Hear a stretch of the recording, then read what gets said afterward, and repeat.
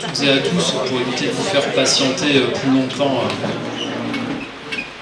dans la chaleur. Mais en tout cas, je voudrais remercier Alexis, maire de Saint-Michel, de nous accueillir ce soir dans sa salle et d'avoir fait depuis 48 heures tout le nécessaire pour essayer de nous accueillir dans les meilleures conditions compte tenu de la situation climatique que l'on connaît actuellement un peu partout sur le territoire et plus largement au niveau national. Je vous propose de faire l'appel. Thierry Allard est absent. Pierre-Anthony B. Absent. Catherine Bertin. Daniel Bonjour. Daniel Boucher. Claude Caminade. Dominique Cavaillol. Didier Casimajou. Dominique Clavier. François Dora. Jean-Luc Desgudes. Laurence Ducos. Jean-Philippe Duloup. Patrick Expert. Laetitia Faubé. Thomas Filiatre. Guylaine Guilouzeau. Jean-Bernard Hamel. Fabien Urmic. Vincent Joanneau m'a donné pouvoir. Muriel Lacaze. Absente. Michel Latapi. Corinne Lolland. André Massieu. Valérie Méneret. Frédéric Pédurand. Patricia Peigné. Denis Bernin. Sylvie Portin. Alain Quérens. Audrey Rénal. Thierry Renaud. Denis Rennes. Isabelle Roy. Pouvoir à M. Dominique Cavaillol. Françoise Sabatier-Quérel. Henri Seillant. Jean-Patrick Soulet. Aline Téchenet. Marie-Noël Vaillant. Alexis Van de Kerkhove. Cécile Vega. Catherine Zozin. Je vous remercie. Y a-t-il une ou un secrétaire de séance? Jean-Philippe. Merci, c'est gentil. Pas d'objection?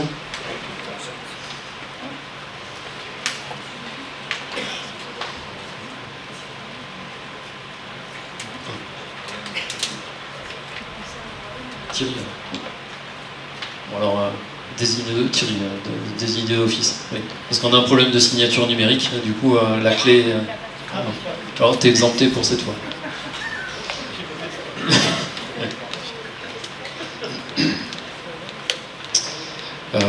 Les DIA s'affichent à l'écran normalement derrière vous.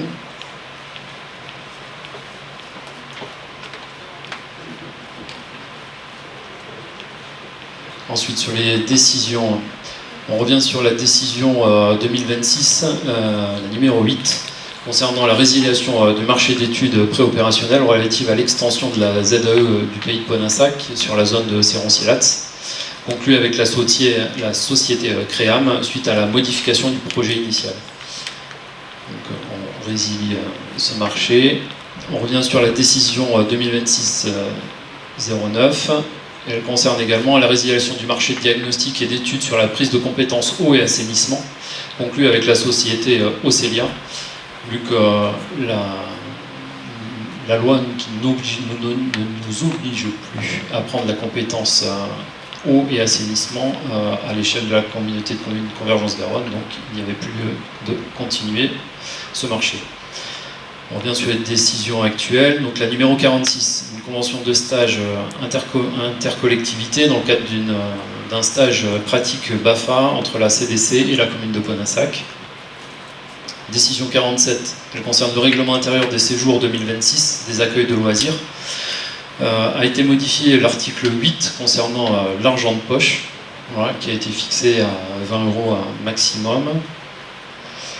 Concernant la décision 48, elle concerne le renouvellement d'adhésion annuelle à l'ALEC, l'Agence locale de l'énergie et du climat, pour un montant de 2 661 €.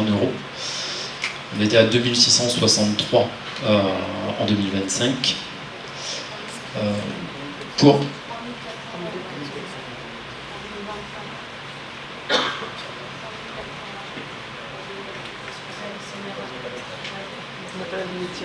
Ah bon? D'accord. Déduit d'une prestation complémentaire, ok. Donc le bon chiffre c'est 2661. Ok. Juste, je fais une parenthèse là-dessus pour les communes. Le fait que la communauté de communes adhère à l'ALEC, ça vous ouvre des possibilités pour faire des diagnostics énergétiques sur vos bâtiments communaux. N'hésitez pas à vous rapprocher de la communauté de communes et du service de David Duchon pour éventuellement avoir les informations complémentaires nécessaires là-dessus.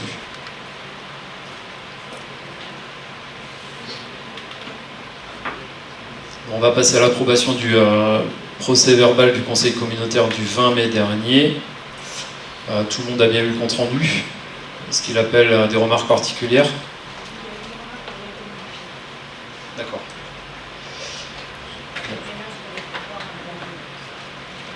D'accord. Donc je vous propose de passer au vote.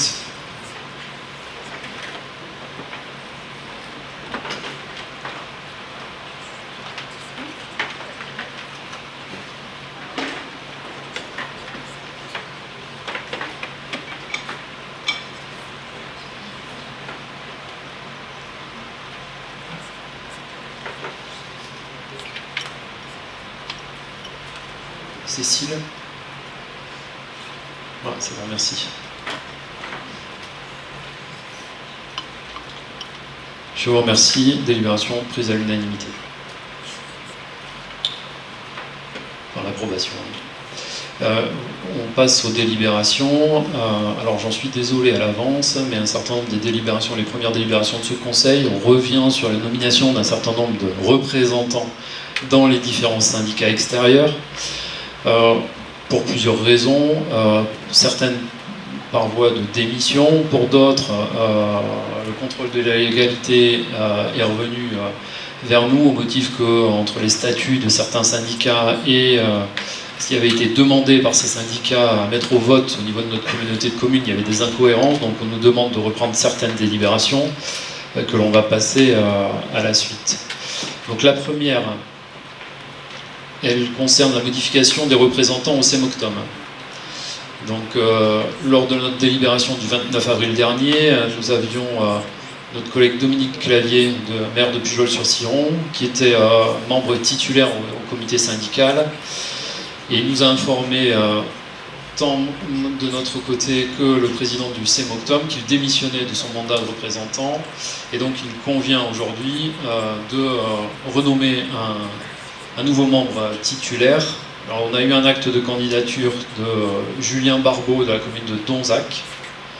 Est-ce qu'éventuellement il y a quelqu'un d'autre qui veut se présenter? À ce moment-là, il faudrait qu'on passe au vote, s'il y avait un autre candidat. Entre les candidats, bien sûr. Pas d'autres candidats. Je vous propose qu'on passe au vote alors pour nommer Julien Barbeau en remplacement de Dominique Clavier.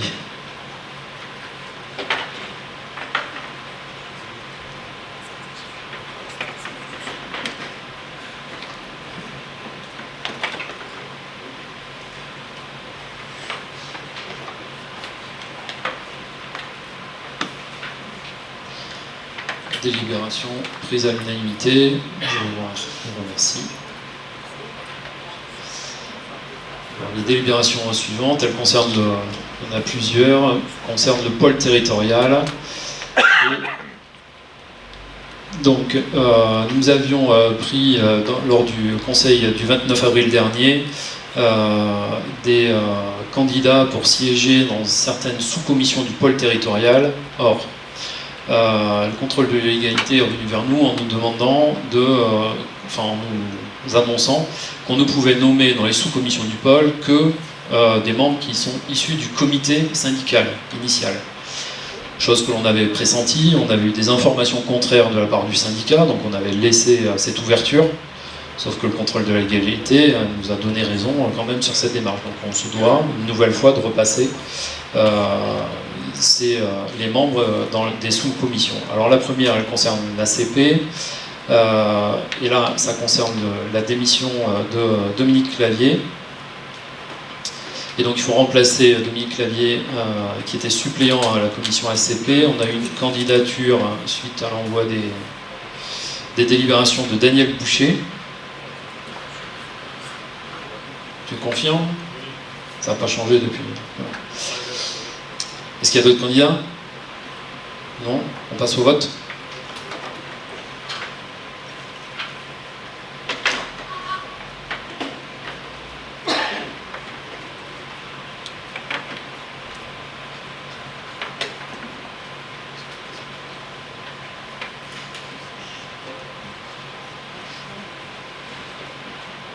Thierry?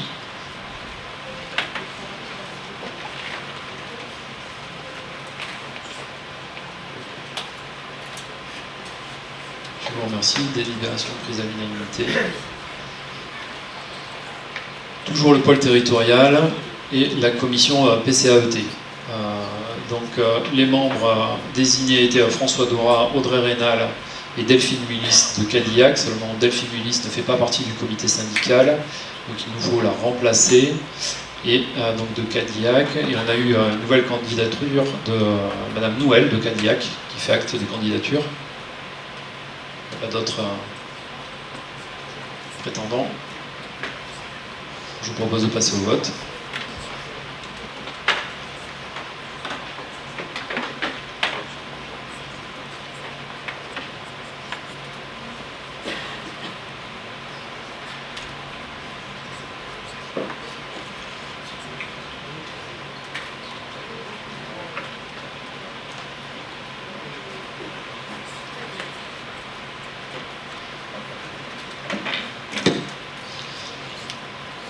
Délibération prise à l'unanimité, je vous remercie. Délibération suivante, elle concerne la nomination des représentants au SCOT. Donc, nous avions Thierry Ardurin de Saint-Michel-de-Riofray et monsieur Patrice Beaufort de Séronce, qui étaient tous deux suppléants à la commission SCOT. Et comme ils ne font pas partie du comité syndical, ils ne peuvent pas siéger. On a eu d'ores et déjà la candidature de Jean-Luc Desgudes, qui se porte candidat au siège de suppléant. Ou titulaire. Il y a un poste de titulaire, un poste de suppléant. Non? Deux. Ah oui, pardon. Oui. Alors il nous faut un membre titulaire ou suppléant au comité syndical. C'est ça.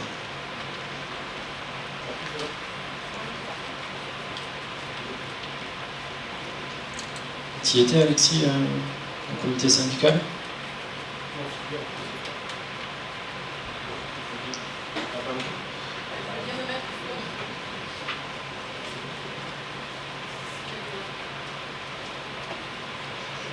Non, Alexis, tu fais pas partie en fait du comité syndical.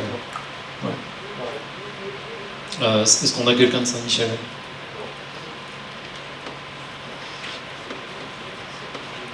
On a Frédéric Chassagne, si éventuellement tu veux un membre de ton équipe.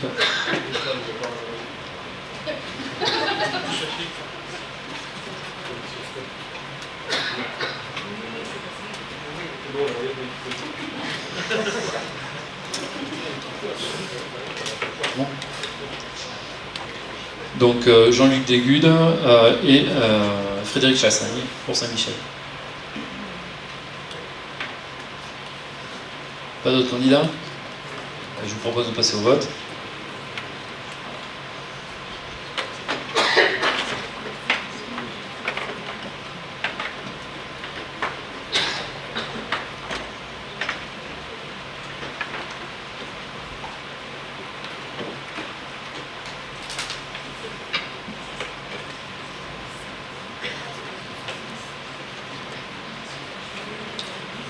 Dominique, merci.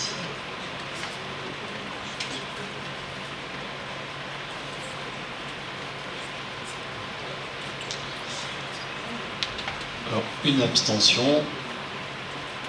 Jean-Luc Desgudes. La délibération est validée. Délibération suivante, elle concerne la nomination des représentants au SIEA de SIAP. aussi SIEAPA, de Langoiran. Alors, initialement, on avait nommé 4 représentants titulaires et 2 suppléants, tel que ça nous avait été indiqué par le syndicat. Ce syndicat concerne les 2 communes de l'Estiac sur Garonne et Paillé.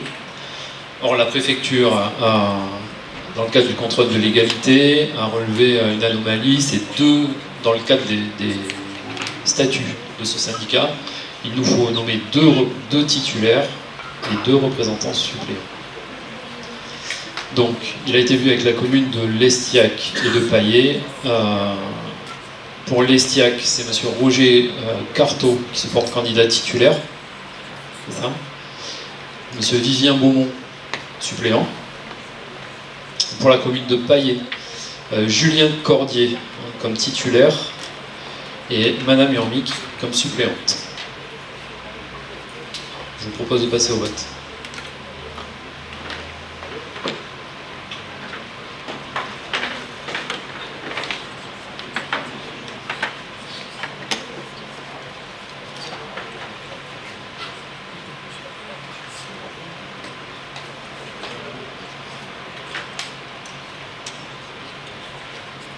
Délibération prise à l'unanimité, je vous remercie.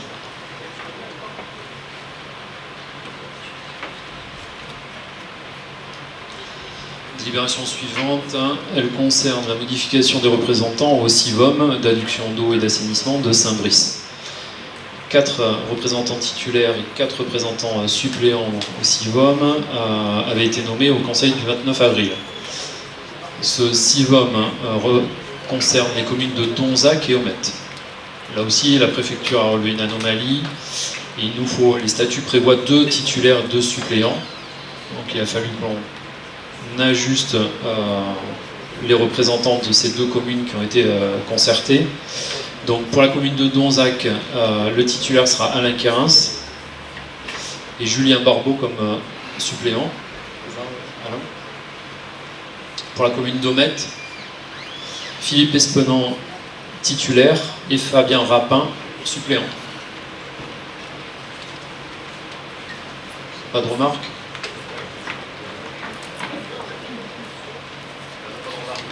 Je te vois pas, Claude. Mais je vous propose de passer au vote.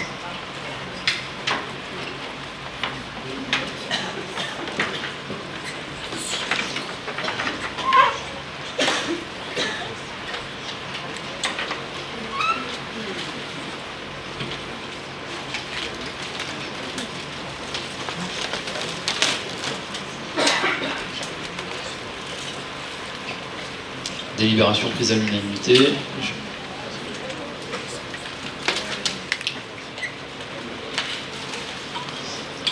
La délibération suivante, elle concerne la désignation du représentant au sein de la commission consultative paritaire pour la transition écologique.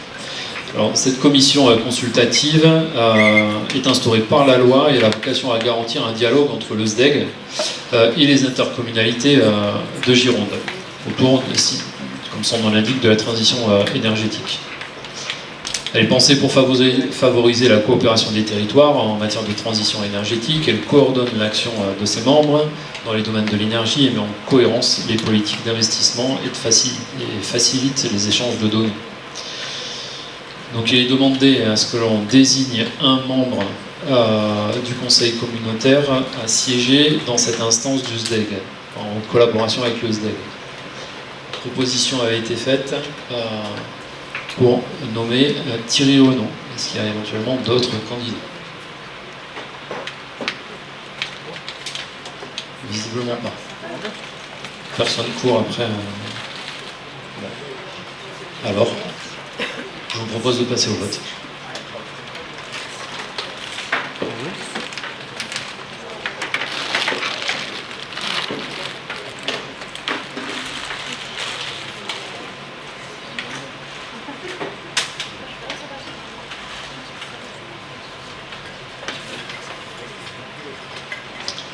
Délibération prise à l'unanimité.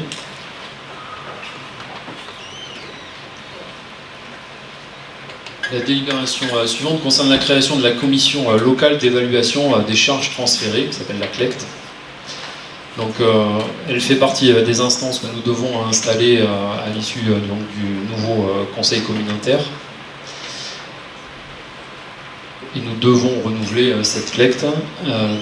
L'évaluation des charges est une phase indispensable pour assurer la neutralité financière de ces transferts, mais aussi bien pour les budgets communaux que pour le budget communautaire. Elle sert de base à la détermination du volet des charges, de l'attribution de compensation, et qui sera ensuite ajustée à chaque nouveau transfert de compétences vers les communes, et entre les communes et la communauté de communes. Bon, la composition de la CLECT est fixée par la communauté de communes. Sur le mandat précédent, il avait été proposé à l'ensemble du conseil de copier le format. Il faut un minimum un membre de la CLECT par commune, mais autant de membres qu'on possède le conseil communautaire. Donc l'objectif était de poser le même cadre qui avait été acté lors du mandat précédent, c'est-à-dire avoir 43 membres et répartis sur la même répartition que le nombre de conseillers communautaires par commune. Sachant que pour les communes qui ont plusieurs membres, ils se remplacent entre eux, et pour les communes qui n'auraient qu'un seul membre, leur suppléant s'appliquerait de la même façon que pour le conseil communautaire. Donc ce soir, on doit acter cette démarche, ce qu'elle appelle des remarques. Oui, Henri. Combien de réunions par an? Ouais, alors tout dépendra. Sur l'ancien mandat, le passé récent et le futur proche. 2 à 3 sur le mandat précédent. Voilà, 2 à 3 sur le mandat précédent. Voilà. Sur le nouveau, tout dépendra de notre manière de gérer la question des compétences obligatoires, optionnelles, enfin supplémentaires maintenant, ça s'appelle plus optionnel, et le travail que l'on aura à faire dans le cadre de cette CLECT. Cette nécessité de toiletter, de poussiérer, et ça arrivera aussi dans le cadre du pacte de gouvernance qu'on a, et le pacte fiscal et financier que l'on a abordé, et dont nous aurons à reparler très très prochainement d'ailleurs. Oui, Dominique. Oui, je pense qu'il y a tellement de choses qui sont restées de côté le mandat précédent concernant la CLECT. Je pense qu'elle ne va pas se réunir simplement 2 ou 3 fois dans la mandature. Ouais, c'est ce que je disais. Oui, non, mais j'appuie là-dessus parce que je suis attentif à ce qui va se passer et il me tarde que la CLECT se réunisse. Pour que justement, on puisse enfin travailler dans le respect de toutes les communes. Merci Dominique. Pas d'autres interventions? Bon.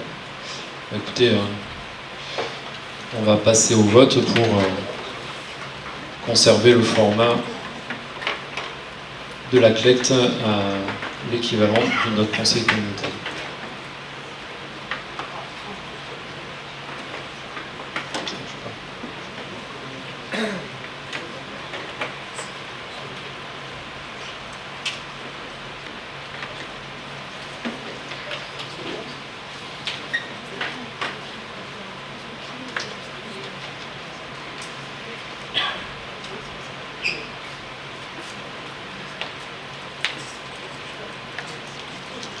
Délibération prise à l'unanimité. Je vous remercie. Prochaine délibération concerne la culture et les subventions dans le cadre des conventions triennales de l'appel à projet culture, qui s'appelle 100% EAC, et qui est pour éducation artistique et culturelle, pour l'année 2026. Ce sont les soutiens aux projets d'éducation artistique et culturelle sur le territoire du dispositif CNDT, qui est en pleine activité à l'heure actuelle, dans cette saison culturelle, et des demandes de subventions exceptionnelles dans le cadre de projets structurants pour notre territoire. Et la parole est à Corinne Lolland. Bonsoir à tous. Alors effectivement, vous savez que la Convergence Garonne est impliquée et soutient fermement toutes les associations qui contribuent au développement culturel du territoire. Nous attribuons des aides pour favoriser l'accès à tous et à toutes à la culture, dans tout milieu. C'est très important, et surtout dans nos territoires ruraux. Et nous avons plusieurs dispositifs, conventions triennales, qui s'arrêtera l'année prochaine, en 2027, et qu'il faudra renouveler. L'appel à projet 100% éducation artistique et culturelle, qui soutient toutes les initiatives culturelles. Et également le dispositif CNDT, qui permet à des communes de promouvoir des spectacles qui leur sont proposés par le département à des prix très attractifs et qui permettent de créer de l'animation sur les communes. Donc, nous sommes très attachés à continuer tout ce soutien à tous ceux et à toutes celles qui peuvent en bénéficier et nous demander. Donc ce soir, nous vous demandons effectivement d'adopter la décision pour le versement des subventions, sachant qu'il y a eu, nous avions une enveloppe de 14 000 € avec une somme de 1 599 € supplémentaires suite à des dépenses que nous pouvons ajouter, des dépenses prévisionnelles qui sont restées. Nous avions une enveloppe supplémentaire qui a été mal attribuée. Donc nous vous proposons un montant de subvention de 15 500 €, avec donc pour les triennales, vous voyez sur le tableau, j'espère que c'est assez grand, hein, les manifestations, il y a une colonne proposition avec le festival Ruez-vous, les baladins à Cadillac, la tourne Saint-Michel avec les fêtes baroques, Nuit atypique à Podinsac et le festival Côté Jardin. Ensuite vous avez les scènes d'été avec Prégnac, Landiras et Virelade. Ensuite, dans le cadre de l'EAC, vous avez l'espace de Podinsac. Et nous avons ajouté en demande exceptionnelle la sauvegarde du site gallo-romain à Alpiac, qui a fait une manifestation, ainsi que le festival Cinéma à Cadillac. C'est dur à dire, cinéma. Voilà, pour un montant de 15 500 €. Sachant que la belle parcelle avait déjà une enveloppe déjà attribuée, donc elle n'est pas à rajouter. Et la belle parcelle en est à sa dernière année. Et cet été, vous verrez, je fais attention, ce n'est pas ni la grande traversée, ni la belle traversée, c'est la grande des belles traversées. C'est vraiment un programme qui va réunir toutes nos rives, et où la belle parcelle sera associée avec la récolte qu'elle aura fait à Barsac sur une propriété. C'est le fruit du travail de 3 ans.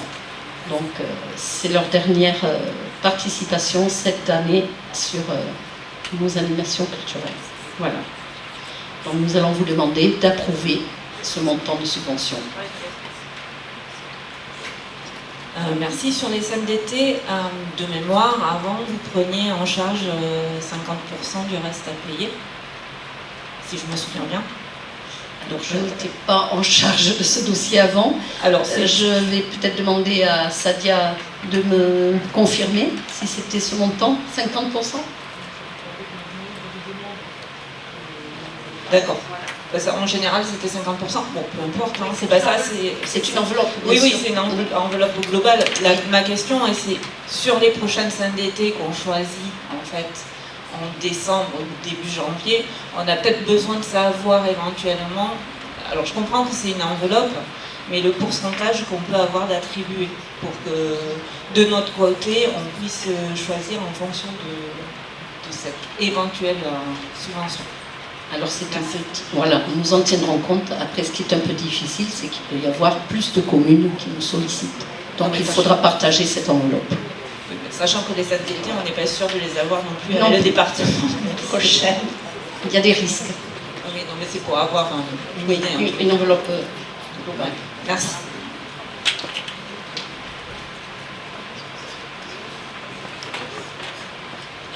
Ça change tout. Alors, je me permets de faire un petit point pour souligner l'excellent travail du personnel de Convergence Garonne, notamment sur les fêtes baroques. Parce que sur Saint-Michel, on a repris un dossier où on payait une mine là-dessus. Je crois que c'était 2005, un truc comme ça, en fait.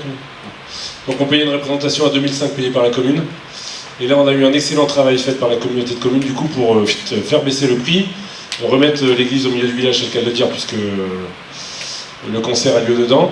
Et donc je remercie aussi d'avoir cette contribution, parce que jusqu'alors on payait plein pot le truc dans notre coin, et là on a vraiment été accompagné par par les services de Convergence Garonne, du coup, pour revoir les contrats, revoir les tarifs. On a gagné 1000 € quand même cette année, c'est pas rien. Et pour travailler un bon contrat pour l'avenir. Donc nous transmettons. Merci. C'est à ça que sert une communauté de communes, à regrouper et à utiliser les compétences qui sont extrêmement utiles. Voilà.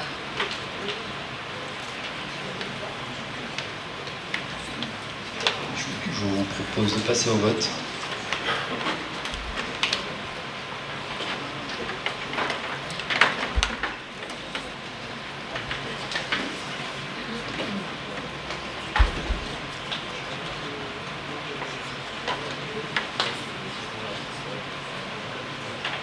Henri. C'est bon.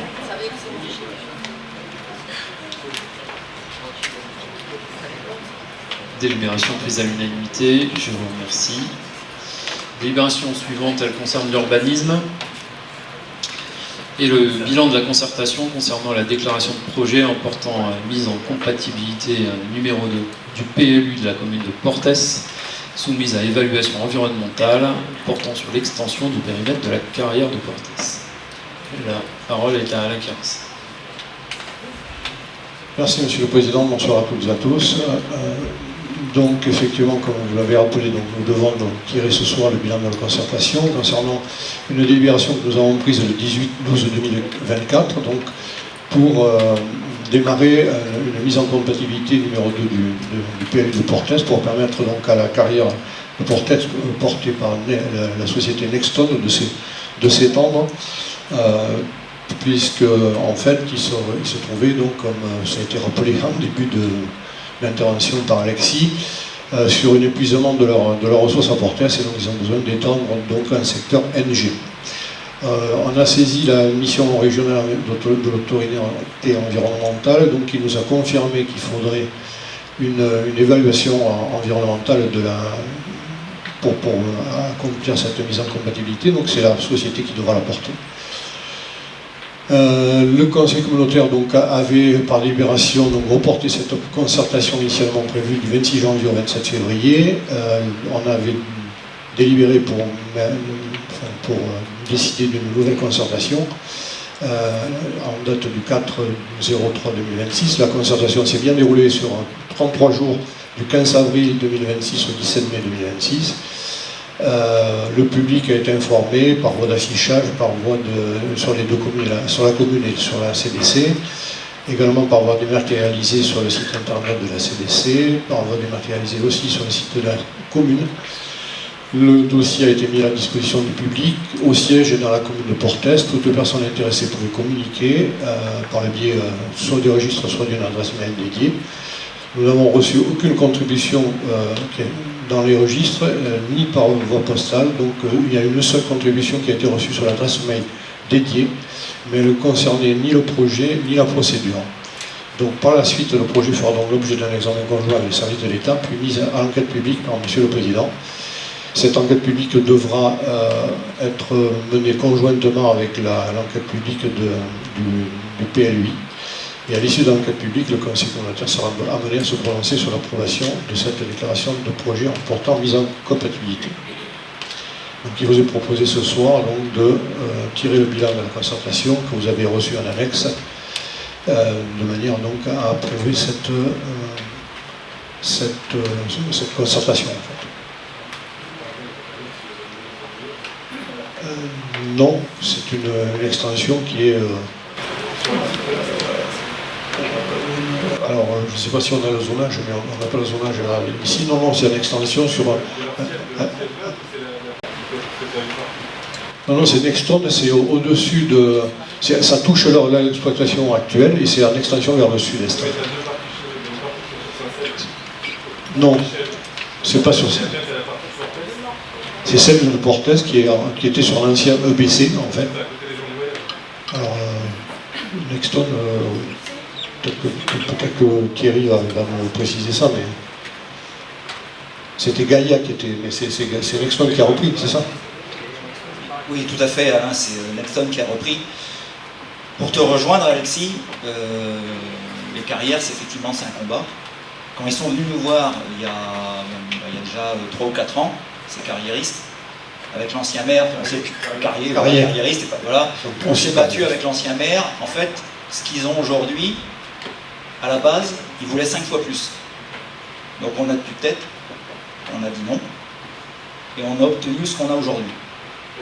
Mais en limitant l'impact. On est d'accord que c'est celle qui est aujourd'hui au niveau des gens du voyage. Exactement. Que le prolongement va vers l'autoroute. Exactement. Donc il reprend le deuxième potentiellement voilà. des gens du voyage derrière, ou c'est dans un état... Parallèlement à le lieu d'extraction actuel, l'extension est parallèle, et à la base, ils voulaient venir jusqu'à la route départementale et couper tous nos bois. Donc on a tenu tête, on a refusé, on a dit ok, mais on se limite à ça. Donc je pense que le combat est possible à tous les niveaux, dans la mesure où on veut se battre et on veut refuser les projets. C'est tout ce que je voulais dire. Il y a un projet, alors je vais une aparté dessus parce que moi j'ai rencontré Alexandre il n'y a pas longtemps. Normalement chez toi quand même, c'est une partie effectivement qui est en réhabilitation. Oui, qui est en remblai. Ouais, et reboisé. Oui, remblai, c'est du remblai du coup de reprise de déchets, le BTP, il y a tout un travail qu'on est en train de faire dessus. Genre... Oui, mais ils font attention à ce qu'ils mettent quand même. Parce que... Mais bon, ça c'est à poser aussi. Oui. Exactement. Ce sont théoriquement des déchets inertes. Théoriquement, je dis. Ce ne sont que des déchets inertes. À bien vérifier. Mais par contre, effectivement, ils sont en train de remblayer. Il y en a à peu près la moitié qui a été remblayée aujourd'hui et reboisée au fur et à mesure. Et la gestion sécu avec les gens du voyage à côté ? Ça se passe bien. Pas de problème ? Non, pas aujourd'hui.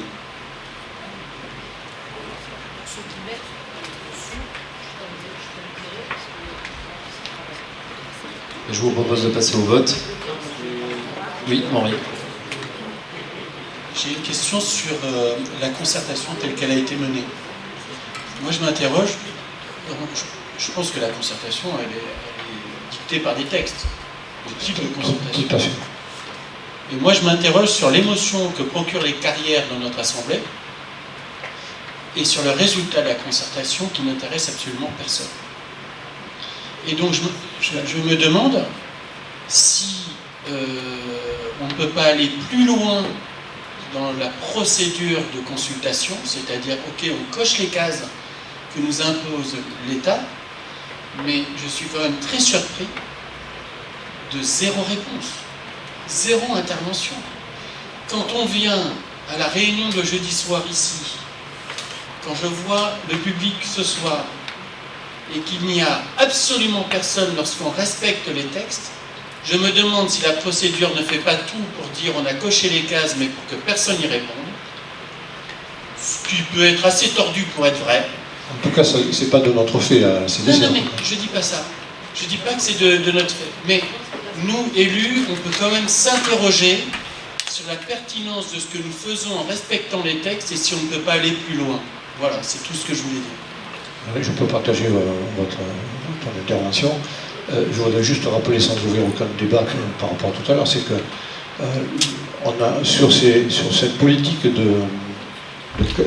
d'extension de carrière, on a quand même au sein de la CDC réalisé 5 réunions avec les maires passés, des anciens maires, en fait, au sein de ces ateliers de travail.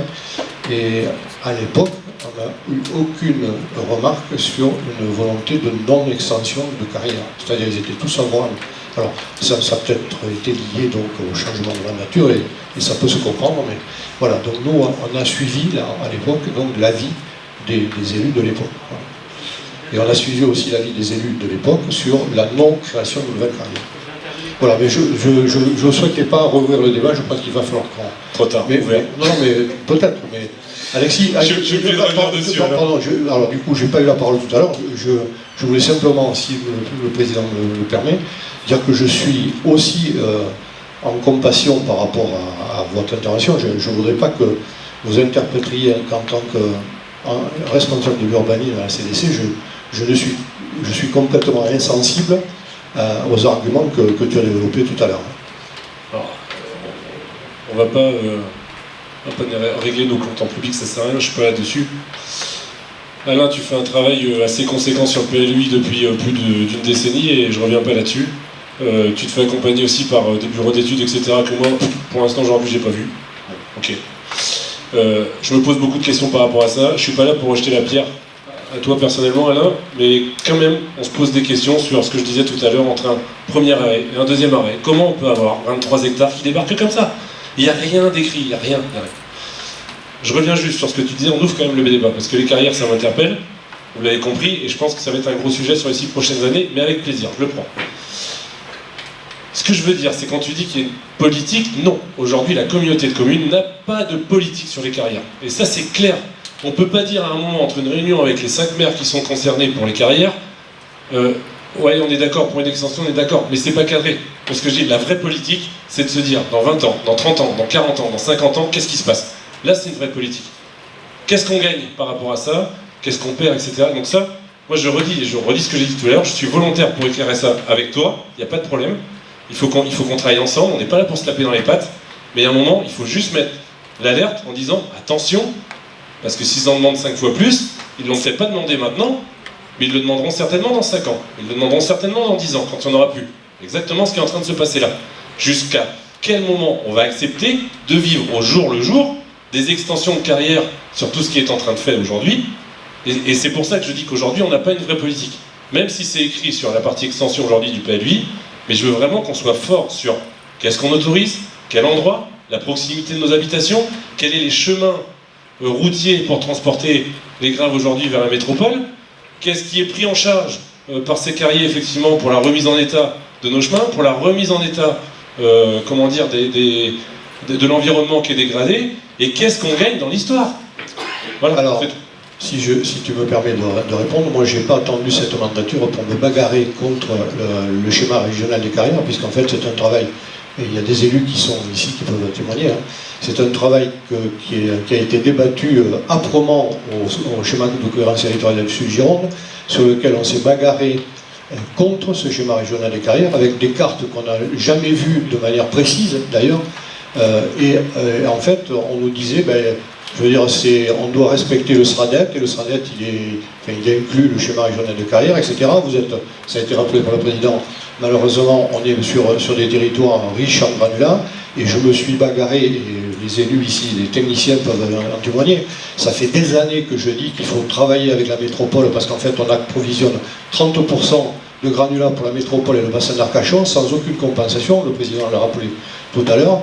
Et effectivement, à un moment donné, j'avais interpellé le président précédent, il y a 3 ans, 3 ans et demi, sur le fait qu'il était nécessaire effectivement de rentrer en contact avec la métropole et aussi sans doute l'UNICEF pour essayer d'avoir des compensations à la hauteur de ça. Mais après, ça ne résout pas malheureusement la proximité, les extensions donc, que vous subissez aujourd'hui, effectivement. Mais moi je suis partant pour continuer ce combat, à la fois à l'interne, mais aussi au SCOT. Et c'est là où là-dessus je dis que c'est pas évident pour toi, parce qu'effectivement pour avoir une carte qui est censée être fournie par l'État sur qu'est-ce qu'il va exploiter sur la convergence Garonne demain sur les carrières, on n'a rien. Là-dessus je reviens avec toi, c'est pour ça qu'on doit être vraiment fort, avec une politique très forte, et qu'on monte au créneau aussi vis-à-vis de l'État, pour leur montrer qu'on est là, et on n'a pas à subir les besoins de Bordeaux Métropole, qui, je rappelle, quand même, eux ont décidé politiquement parlant d'arrêter l'extraction des granulats chez eux parce que ça commence à faire beaucoup de trous. Donc, pas trop pour nous. Et je suis allé pas plus tard qu'hier encore essayer d'aller sur le site de l'Adréal pour voir le zonage, comme on peut y aller. Et effectivement, il n'y a pas de. Les cartes sont illisibles, on aperçoit Saint-Michel en tout petit, mais on ne voit pas exactement le zonage.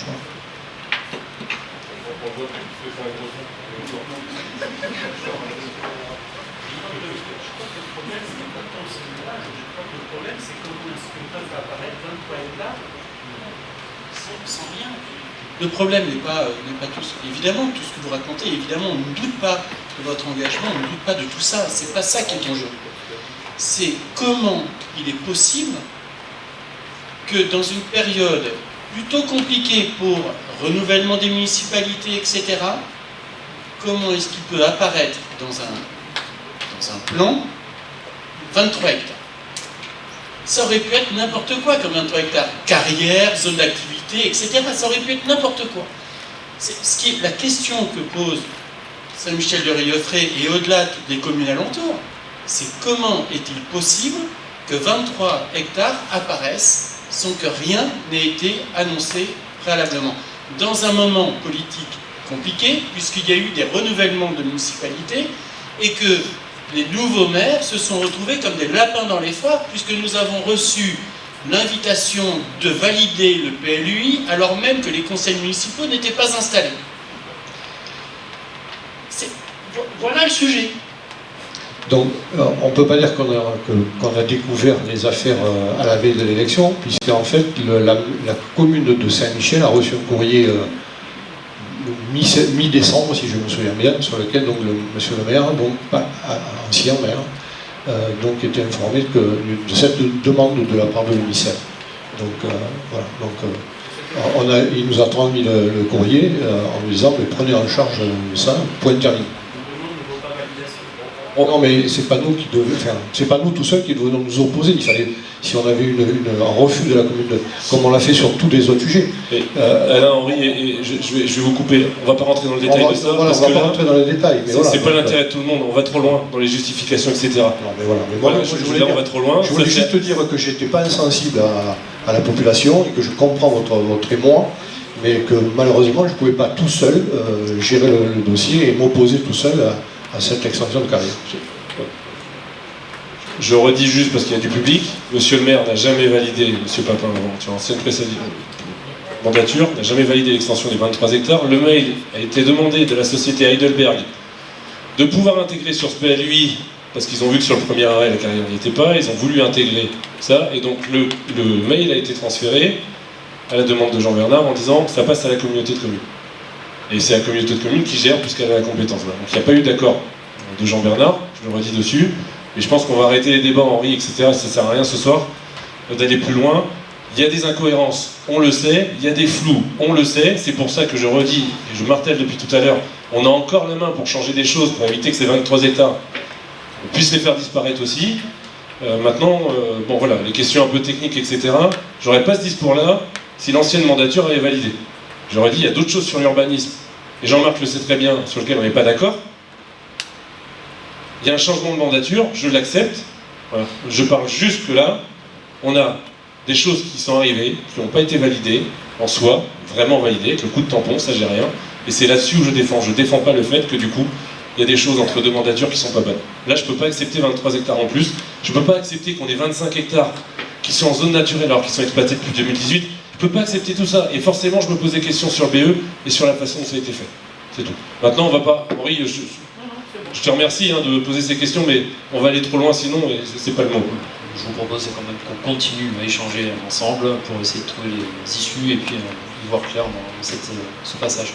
Laurence. Oui, moi je voulais juste dire que ça pointe quand même une de nos difficultés, c'est qu'on est quand même très nombreux. Une de nos difficultés, c'est qu'on est quand même très nombreux et bon, j'ai déjà dit à plusieurs reprises, notre difficulté c'est de passer de la collection de communes à un collectif et il me semble que là cette question elle pointe bien ça, c'est-à-dire que on a tous beaucoup travaillé sur nos communes, sur nos PLU, passer à l'échelle collective c'était compliqué et il y a alors je ne sais pas si on peut dire un dilemme, mais entre la souveraineté de chaque conseil municipal dans sa commune et en même temps faire collectif et définir des intérêts collectifs et arriver à trouver le bon équilibre entre les deux, c'est toujours extrêmement compliqué, vraiment dans les décisions, et on se retrouve parfois avec des dilemmes qui sont des dilemmes forts. Alors, en l'occurrence, sur notre commune, on penche davantage du côté de la souveraineté de chaque conseil municipal, mais il faut bien comprendre la difficulté d'arriver à prendre des décisions. Parfois, on est parfois consulté sur des problématiques de communes qui sont à 20, 25, 30. Ça pose la question de faire communauté et de territoire commun. Ça, c'est un débat qu'on a eu déjà en 2017-2018, je crois, pour ce réseau-là. Mais je ne pense pas qu'il y ait eu une solution. Par contre, j'ai la naïveté de penser que ce type de projet peut nous aider à faire collectif, c'est-à-dire s'engager dans une problématique commune et essayer de le régler pour tous. Voilà. Et je pense que la prise de parole d'Alexis aujourd'hui, elle peut permettre ça et de sortir par le haut de ça. Voilà. Merci. Je vous propose de passer au vote.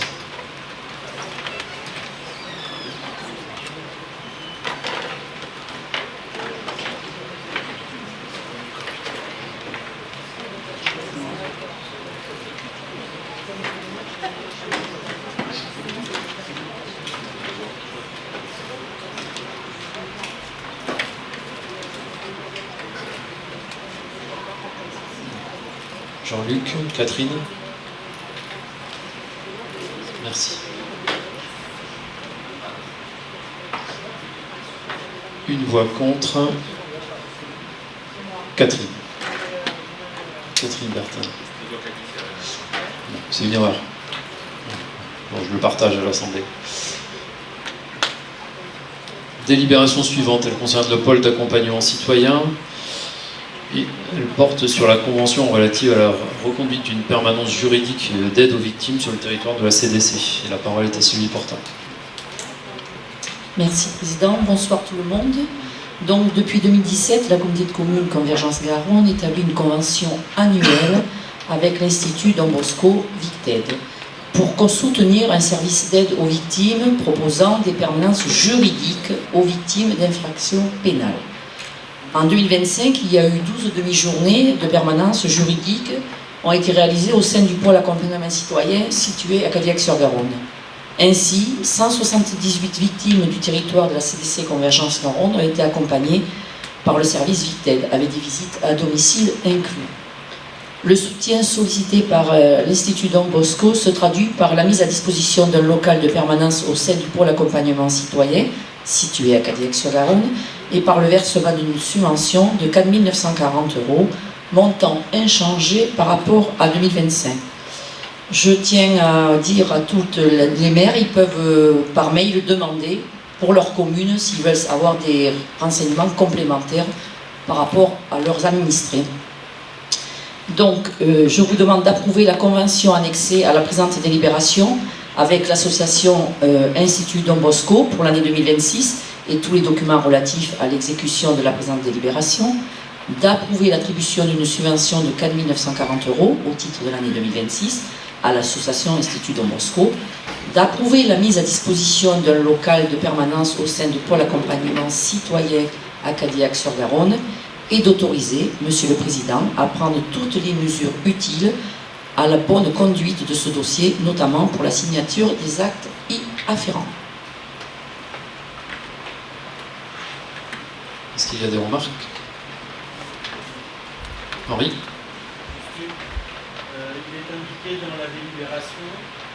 Il était indiqué dans la délibération que c'est toutes personnes qui ont subi, enfin qui sont victimes.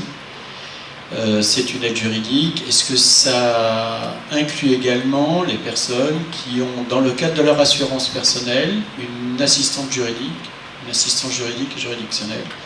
Ou est-ce que c'est limité aux personnes qui n'ont pas de dispositif? Je dis c'est ouvert à tous les administrés du territoire des 27 communes. Je vous propose de passer au vote.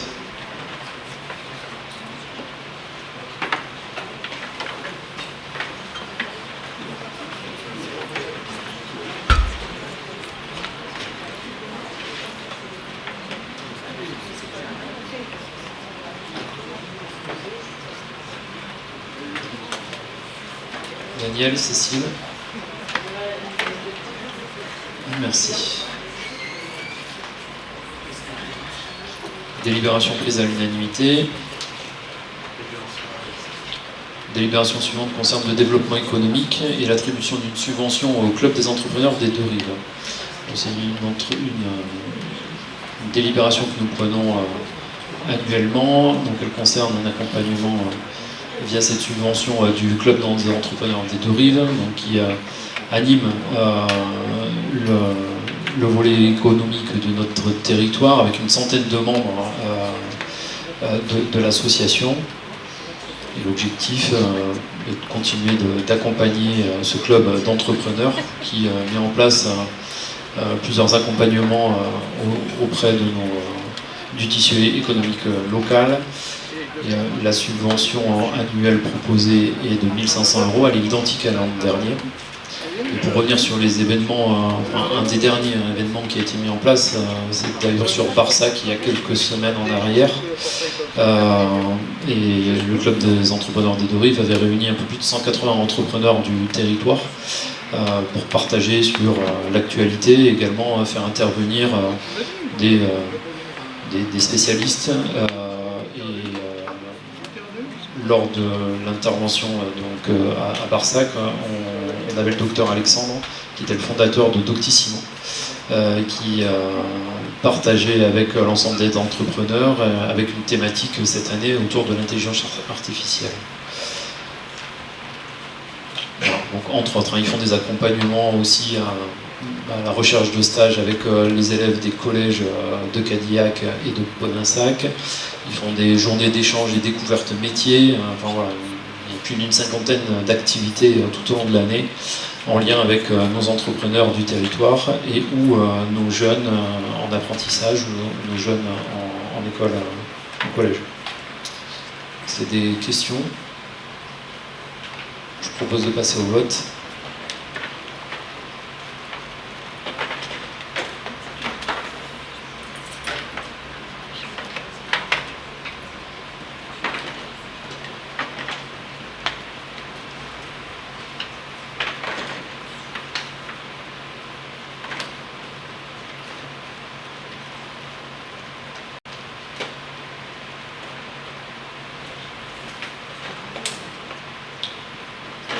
Philippe.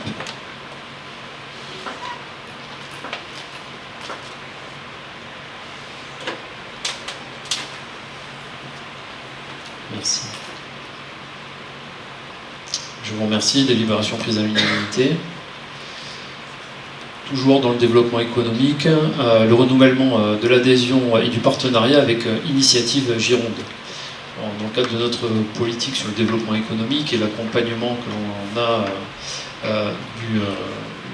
des entrepreneurs de notre territoire,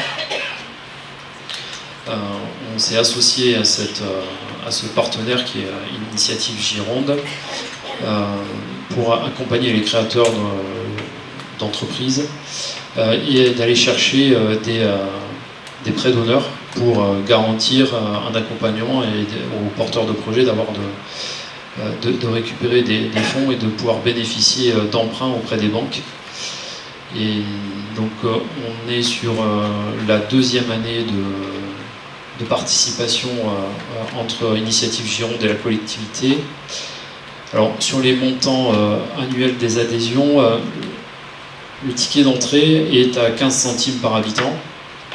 Il y avait une négociation faite par mon prédécesseur Dominique Clavier sur l'action mise en place avec Initiative Gironde, et il avait été négocié de démarrer plus bas le coût habitant, le temps de démontrer à ce partenaire l'efficacité de sa participation. Et juste pour donner quelques chiffres sur l'accompagnement d'Initiative Gironde sur l'année 2025, c'est plus de 13 porteurs de projets qui ont été accompagnés sur 13 de nos communes, et dont 3 d'entre eux ont remporté des prêts d'honneur qui ont permis d'aller chercher jusqu'à plus de 400 000 euros de prêts en accompagnement au niveau des banques. Donc dans la démarche, il y a une réelle plus-value pour les petits porteurs de projets d'être accompagnés, là où seuls ils n'y arriveraient pas forcément au niveau des établissements financiers. Donc il est proposé cette année, donc l'engagement avait été pris par la collectivité de monter année par année jusqu'aux 15 centimes par habitant. C'est pour ça que la subvention passe cette année à 3 300 € contre 2 000 € sur l'année 2025. Et nous serons l'année prochaine à 15 centimes par habitant, ce qui nous fera à peu près un peu moins de 5 000 €.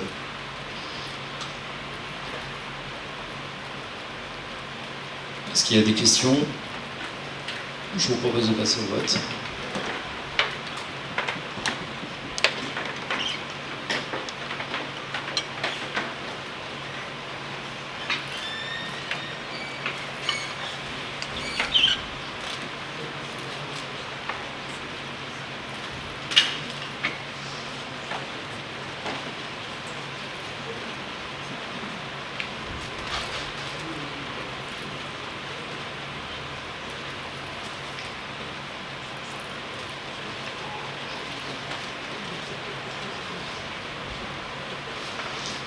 Je vous remercie. Délibération prise à l'unanimité. Délibération suivante, elle concerne le tourisme et la mise en place des conditions générales de réservation et d'occupation des pontons du port de Cadillac-sur-Garonne et les modalités de remboursement. Et donc je laisse la parole à Thomas Filiatre. Merci Président, bonsoir à tous. Quelques explications quand même sur les pontons de Cadillac. Il y a 2 pontons sur Cadillac-sur-Garonne qui datent de 2019. Ces pontons, il y en a un qui accueille des paquebots, qui marche bien, et un autre qui accueille ce qu'on appelle les décruises ou des petits bateaux, finalement des petits bateaux comme le particulier peut avoir. Donc avec l'Office de tourisme et puis le service tourisme de la CDC, effectivement on essaie de simplifier au maximum les entrées et puis les appontements, notamment des petits bateaux, en proposant un service de réservation. C'est ce qui est proposé aujourd'hui dans la délibération. À l'heure actuelle, quand ils réservaient, ils appelaient l'Office de tourisme, c'était un peu compliqué, ils venaient après l'office, ils venaient payer, etc., etc. Donc là, effectivement, il y a un service en ligne qui existe, qui s'appelle Région d'eau, donc c'est une billetterie, tout simplement, que Bordeaux utilise déjà et qui permettrait aux plaisanciers de directement réserver et de payer directement en ligne leur appontement. Voilà, donc après vous avez dans la délibération évidemment les conditions générales, on peut annuler, on peut être remboursé si vraiment on annule avant, voilà.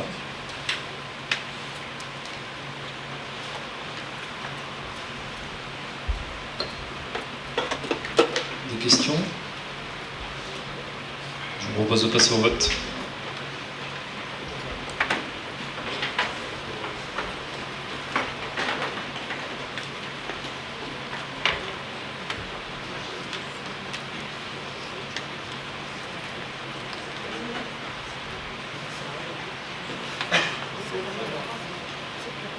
Délibération prise à l'unanimité. La délibération suivante concerne les finances et l'adoption des créances éteintes sur le budget principal. Alors, en l'absence de notre collègue vice-président aux finances, Patrick Expert, je vais vous rapporter la délibération. Donc, on a eu un certain nombre une liste de titres non recouvables qui a été transmis par le service de gestion comptable à hauteur de 7 888,83 € qui ont été transmis à la collectivité et ces titres datent entre 2019 et 2024. Elles concernent principalement les ordures ménagères et ces débiteurs sont uniquement que des entreprises du territoire Convergence-Garonne qui ont été placées en liquidation judiciaire, pour lequel le tribunal a clôturé la liquidation pour insuffisance d'actifs. Et donc, il nous revient donc d'acter l'effacement de cette dette qui est de droit. Donc, je vous propose de prendre cette délibération et de passer au vote.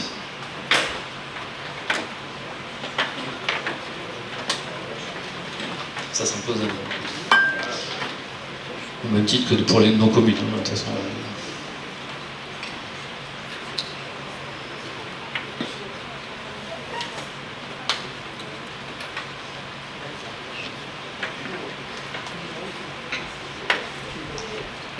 Sylvie. Merci.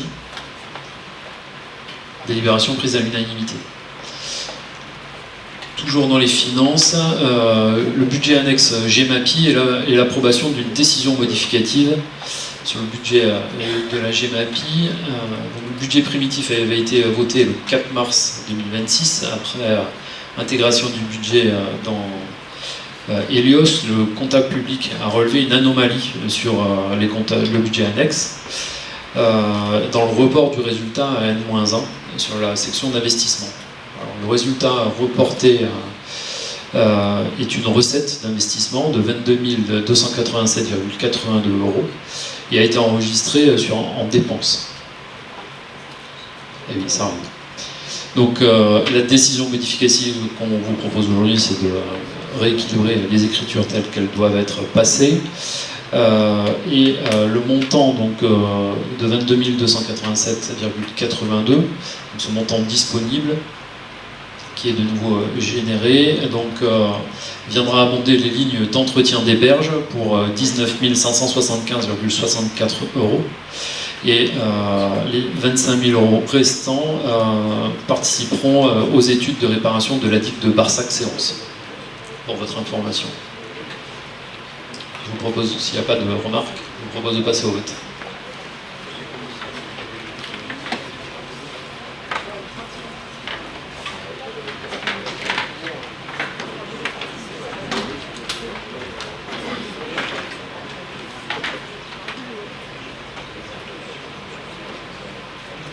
Alain, Corinne, Claude. Merci.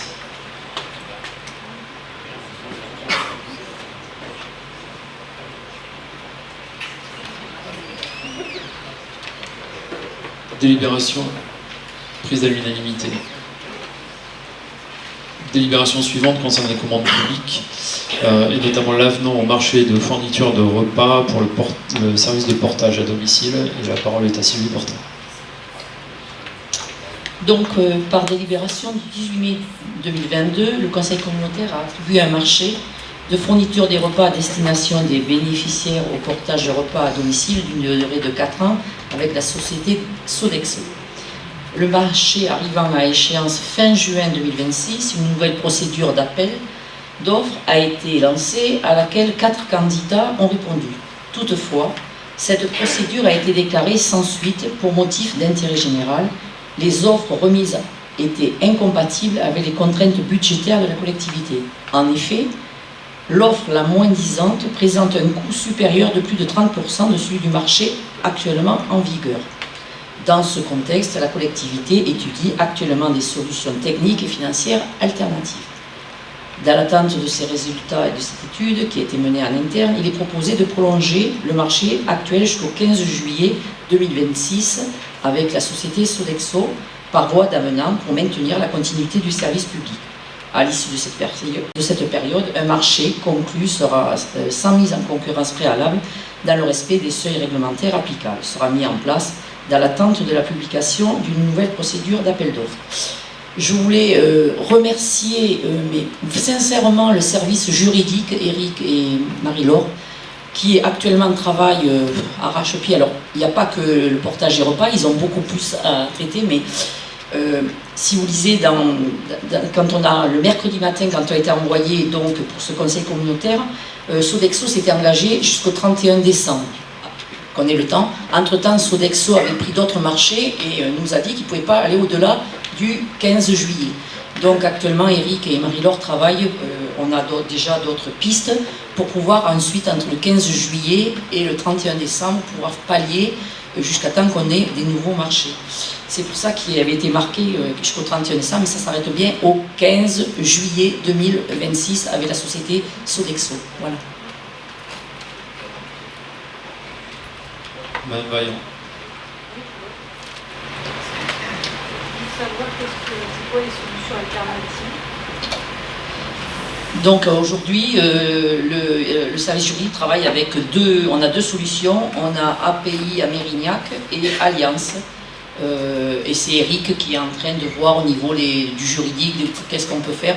Nous, on a une enveloppe budgétaire, il faut que ça rentre bien sûr là-dedans pour pouvoir répondre. Parce que pour information, on a 155 bénéficiaires, 27 565 repas sont servis en 2025, ça fait 2300 repas par mois, 81% de ces bénéficiaires ont entre 75 et 100 ans, et voilà. Et souvent ce sont des personnes isolées, et à 57% de femmes. Voilà, ça c'était au niveau statistique. Mais Eric, là, tous les jours, travaille avec Marie-Laure pour pouvoir pallier, et il y a une réunion aussi ça avec les techniciens, voilà. Et puis la directrice. Les deux entreprises que vous avez citées n'ont pas répondu à l'appel d'offres. Elles avaient répondu, mais elles étaient au-delà, le prix du repas était 30% au-delà aujourd'hui on payait 5,87 €, on le revendait 7,50 €. Vous êtes dans une négociation tarifaire, c'est là où on en est. Et surtout répondre au service, parce qu'aujourd'hui on a une enveloppe, il faut que ça rentre dans l'enveloppe, voilà. Voilà. Et en même temps, c'est pour pallier et que le service continue, et on est en train de travailler sur des nouveaux marchés. Voilà.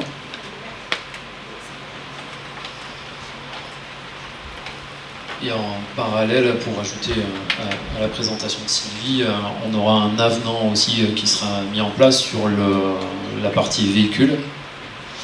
Et donc, alors on ne passera pas de délibération là-dessus, mais pour rappel, vous le verrez passer dans les décisions du président. Donc là, j'aurai la possibilité de mettre en place cet avenant. Voilà, c'était une parenthèse que je voulais rajouter. S'il n'y a pas de questions supplémentaires, je vous propose de passer au vote.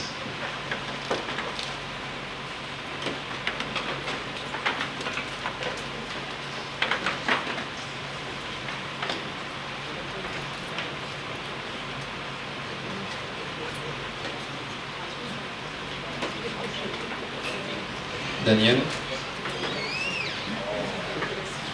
C'est bon.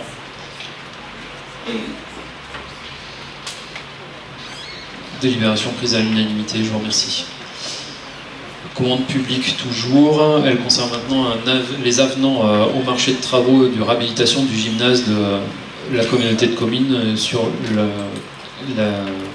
Cadillac. Pardon. Et la parole est à Thierry Renaud. Merci Président. Donc par délibération du 4 mars 2026, le Conseil communautaire a attribué les 16 lots de travaux de réhabilitation du gymnase intercommunal qui avait été amorcé le projet dans la précédente mandature, situé à Cadillac-sur-Garonne pour un total de 1 641 845 € 23 centimes hors taxe. Des modifications de marché sont nécessaires suite à des travaux supplémentaires, notamment sur 2 lots. Le lot numéro 1, les travaux de désamiantage. Le titulaire est la société IEB pour un montant initial de travaux de 43 246 hors taxe, avec une modification à la baisse de 3 000 €. Et ensuite, sur le lot 2, qui est la démolition, les VRD, le gros œuvre, avec la société Bâtissol, qui a cassé la dalle béton. Le montant initial du marché était de 480 000 €, et nous nous retrouvons avec un avenant de 30 393,10 € en supplément. Donc, ces avenants constituent des modifications de faible montant au sens de l'article R2194-8 du Code de la commande publique, dès lors qu'ils demeurent inférieurs à 15% du montant initial du marché. Le total des marchés du travaux s'élève désormais à 1 669 238,29 € hors taxe, pour une enveloppe initiale fixée à 1 740 000 € hors taxe.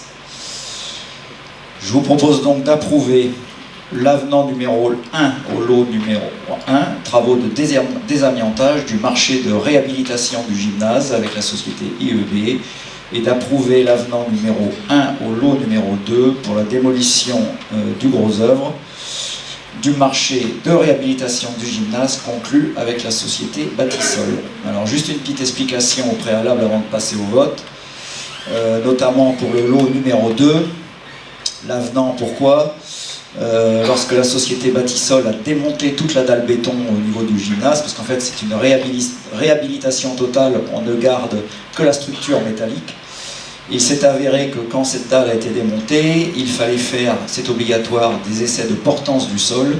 Il s'est avéré qu'en dessous ce n'est que de l'argile, la portance était une catastrophe.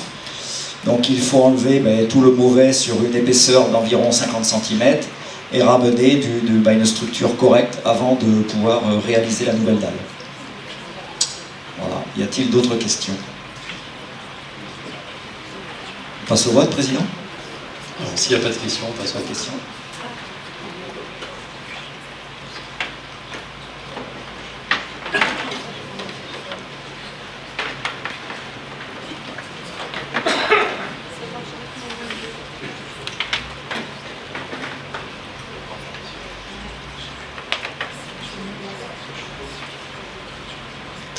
Délibération prise à l'unanimité. Dernière délibération. Ça y est, on retrouve les sourires. Il vous tardait. Toujours les commandes publiques. Elles concernent le groupement de commandes pour une prestation de service d'assainissement non collectif. Et la parole est à François Dorin.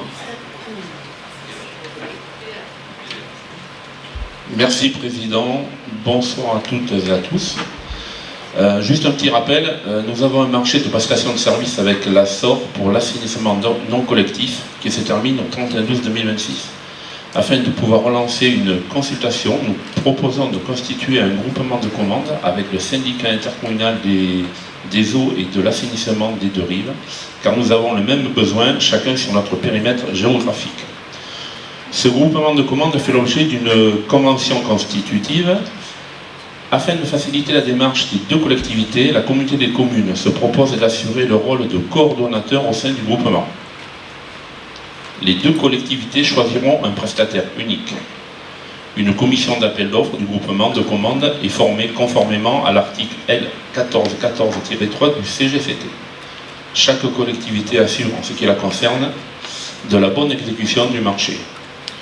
Je vais vous passer les vues, il n'y en a pas beaucoup, je vais les passer. Considérant que le FIEA des deux rives de la communauté des communes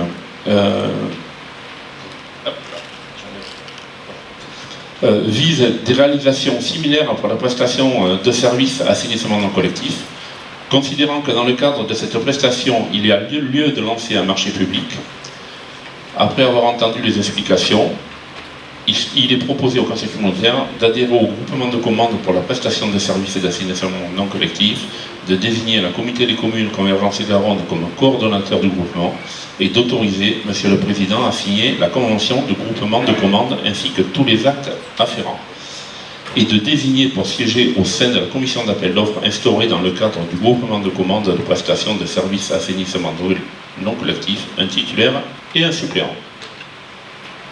Si vous avez des questions, c'est le moment. Sinon, je repasse le micro au président.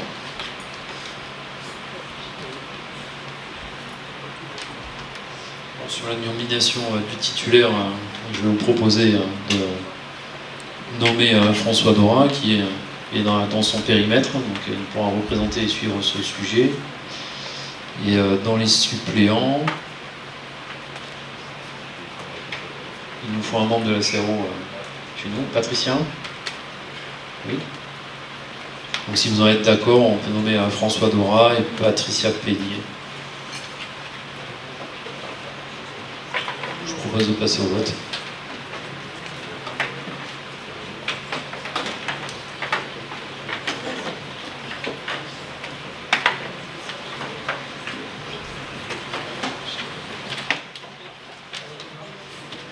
Dominique? Pour Isabelle Roy également.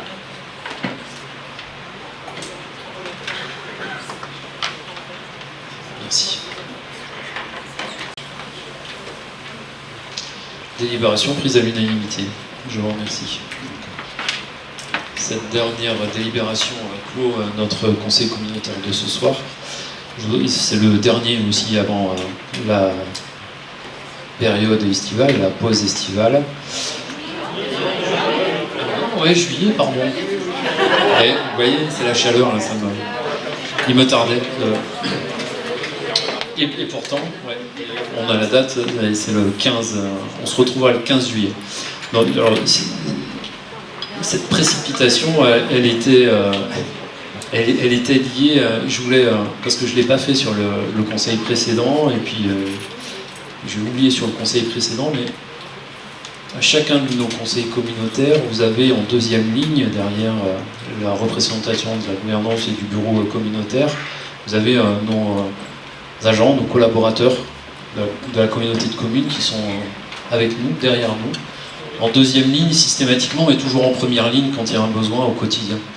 Et en cette période de canicule, ils ont beaucoup œuvré pour les services. Ils sont dans des situations qui ne sont pas toujours simples, dans des accompagnements des services qui ne sont pas toujours aisés non plus. Je voudrais remercier également la communication, qui est en bout de salle, qui est toujours présente aussi et derrière la caméra, à l'installation. Donc merci à l'ensemble de nos collaborateurs parce qu'on ne le fait pas assez souvent. Et je voulais profiter de ce moment pour vous remercier toutes et tous.